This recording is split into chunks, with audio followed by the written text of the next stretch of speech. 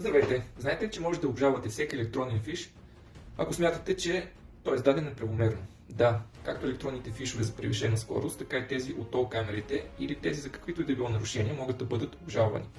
Срокът за обжалването е 14 дни от датата на получаването. Внимавайте обаче да не пропуснете този срок. Жалбата се подава чрез органа, който е издал фиша, до районния съд,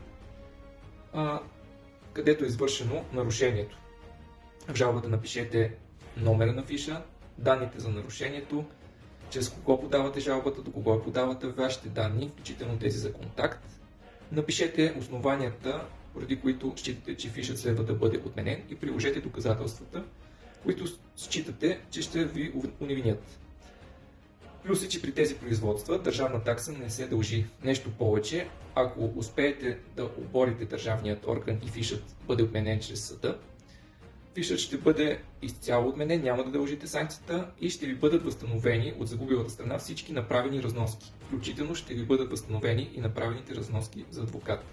Може да споделите дали вие сте получавали такива фишове, как сте процедирали и какъв е бил резултатът, ако сте обжалвали.